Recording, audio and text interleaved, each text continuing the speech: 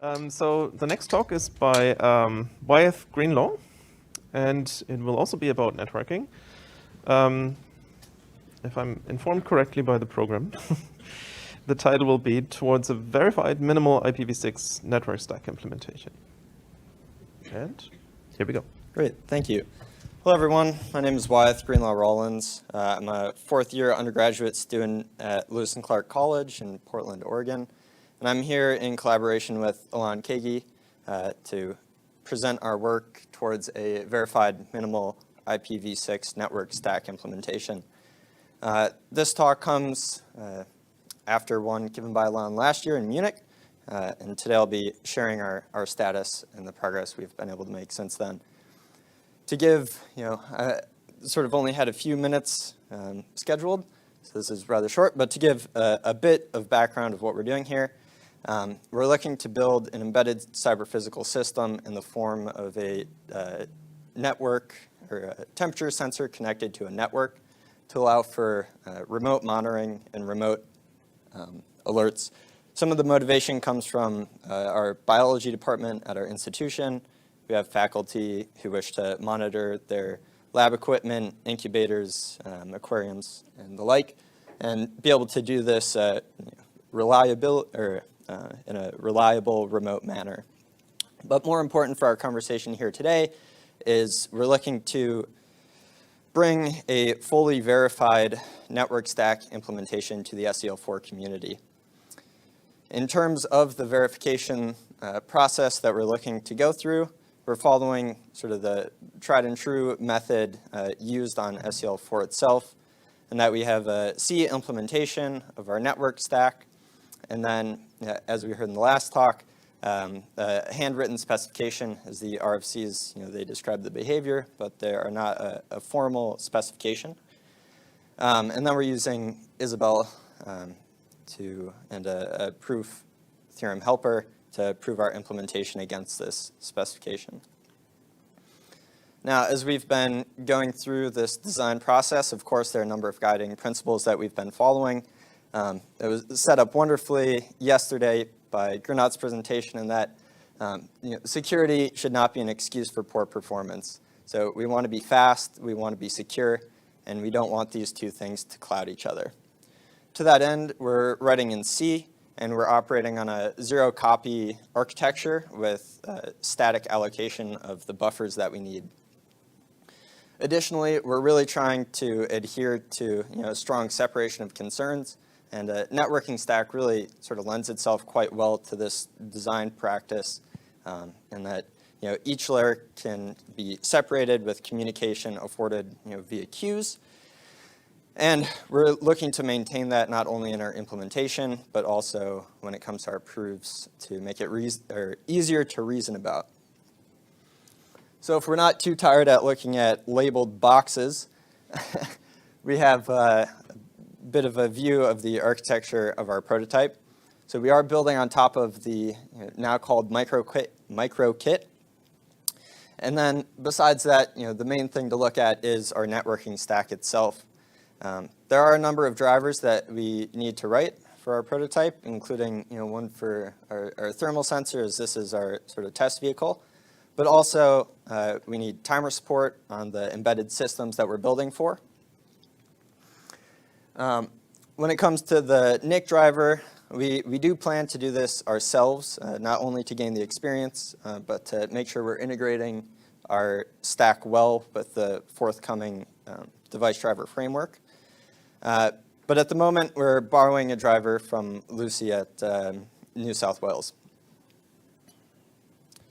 So the main thing that we're able to share this year that we're proud to stand behind is we have a full stack integration test demonstrating that we have proper coordination and communication between the layers of our stack.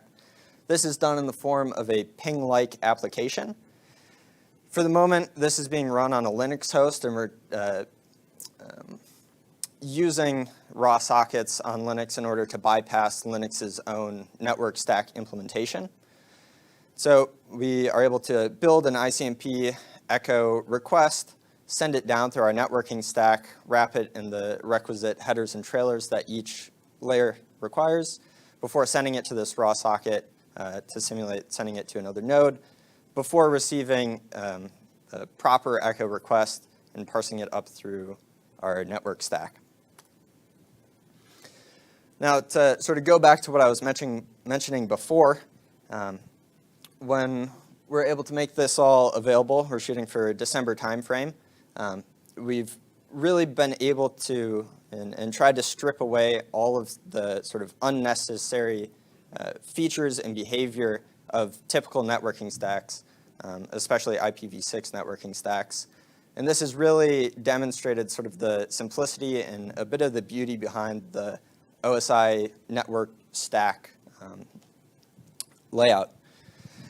You know, we've had these protocols around for longer than I've been alive, and it's still sort of the best effort towards networking that we have.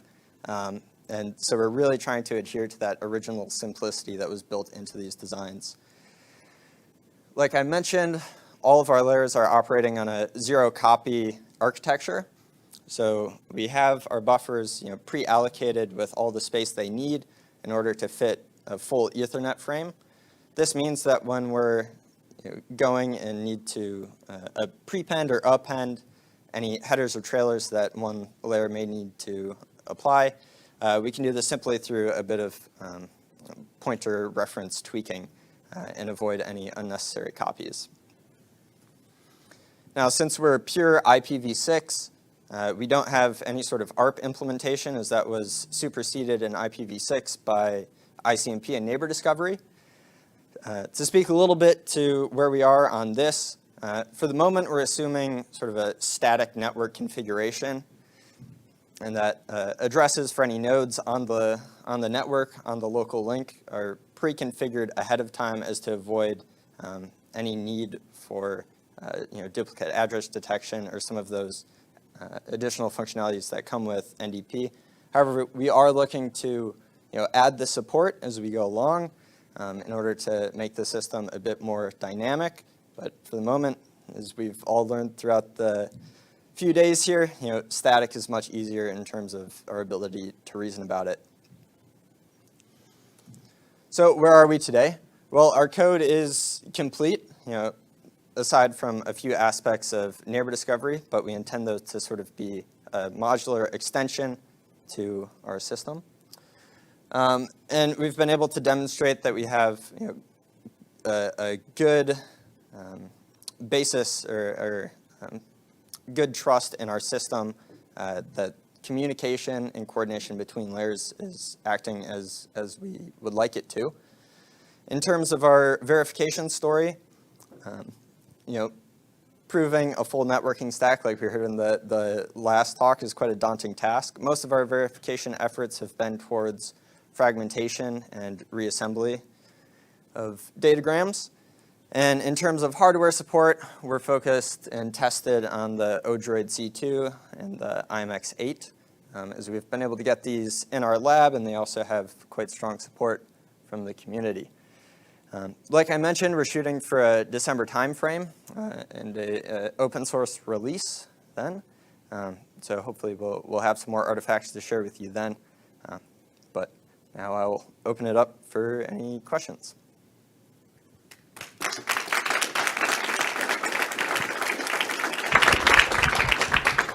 Questions, please. All right. I know you were short on time, but can you talk more about how you link the code to the proofs? Do you generate the code, or Yeah, I can speak a little bit to it.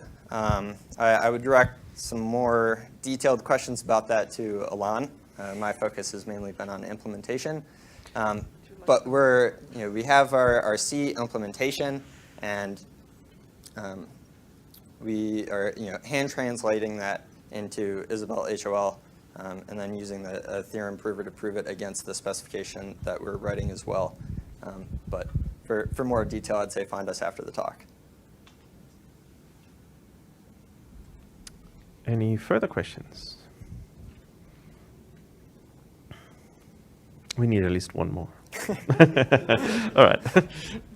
We get two more. That's pretty good.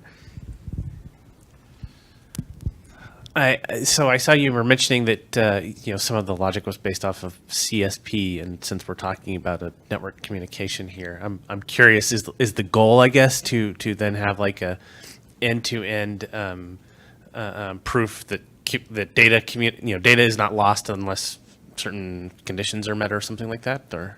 Right, well, I think there is sort of a limit to how far the proof can extend. If you're transmitting information over the wire, I think there's always the possibility for various interference there. And also, you do have to rely on the hardware of the network interface itself. And if that isn't proven, if there's no hardware proof for that, that would also bring into play complications there. But what we're looking for is that the whole stack, given whatever packet it may receive, it will do the right thing with it. All right, and we had one more here. Curious if you found the IPv6 like simplifying your work compared to IPv4. Was it the same, or was it actually easier to write the code? I think it's a little bit easier. But our focus on IPv6 and purely IPv6 is, that's more future-proof than IPv4, obviously, with a much broader network scope, or a larger scope for addresses. So I think it's quite similar, with maybe a few simplifications in terms of sort of the ARP to IP or ICMP sort of transition. One more question? I saw on one of your slides that you were using Nipkoff's red black tree and the bit field generator. Mm-hmm. Can you comment on how you're using those and why? Yeah. So our red black tree implementation is intended for handling some of the caches or cache-like behavior that's defined by the neighbor discovery RFCs. And so we've taken Nipkoff's ML implementation of a red-black tree and hand translated that into our C code. As far as the bit field generation, that's to handle some of the bit field header stuff in terms of packet parsing and manipulation. Cool. Sorry, was there one? Follow-up. The bit field generator, are you planning to use the bit field generator's ability to generate Isabelle proofs to work with the C parser? I believe so, yes. Yep, cool. Yeah. Cool. Have you seen that the bit field generator now has a manual?